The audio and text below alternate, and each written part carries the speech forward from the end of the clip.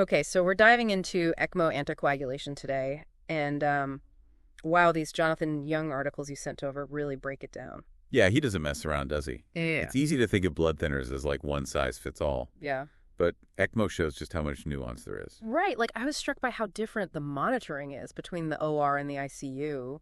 You'd think it'd be standardized. You'd think so, wouldn't you? Yeah. But it all comes down to context. Yeah. The OR is all about speed when you're starting ECMO or during surgery. Makes sense. Every second counts. Exactly. Yeah. That's where ACT comes in, Activated Clotting Time. It gives you a really quick picture of the overall clotting situation. Imagine needing to make a call on the fly. ACT gives you that rapid feedback. So it's like the go-to when you need answers instantly. But then things change in the ICU, right?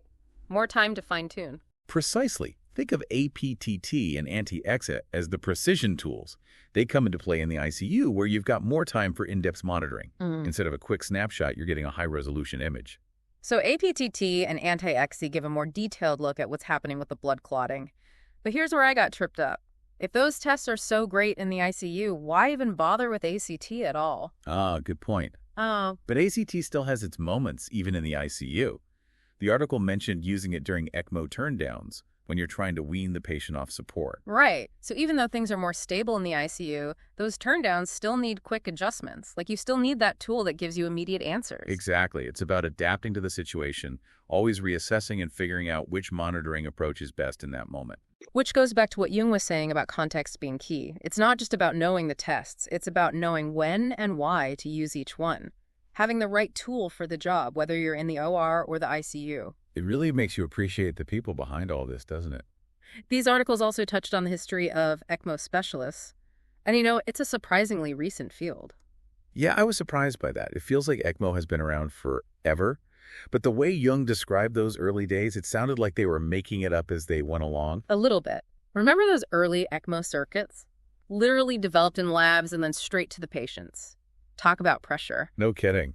The same teams were inventing the tech and using it on patients. It was a real team effort. The article talked about nurses, perfusionists, surgeons, all these different skills coming together to make ECMO actually work. Wow, so they were figuring it out in real time.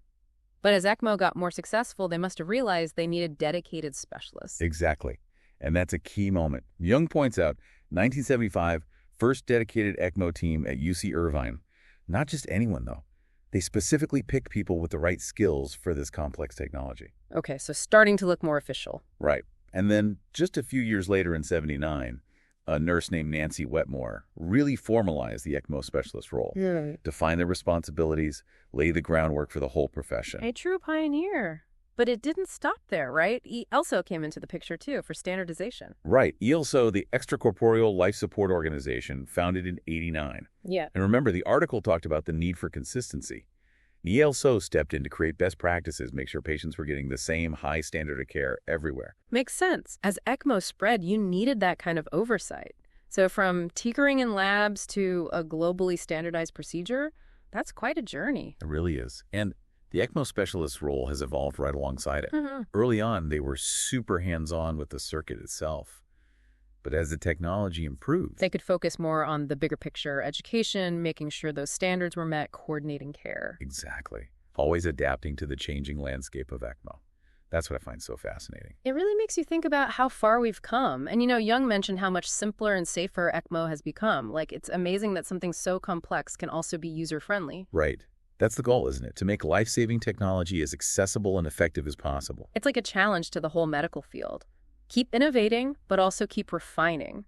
What else can we simplify without compromising on results? Absolutely. And I think these articles really highlighted something important. It's not just about the machines themselves. It's about the people behind them.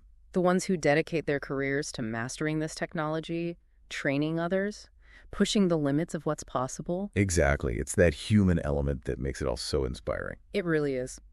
So as we wrap up this deep dive into ECMO, we're left with a question. What medical technology do you think has the potential to be the next ECMO? What could evolve from its complex beginnings to become even more life-changing? Something to ponder until our next deep dive. Thanks for joining us.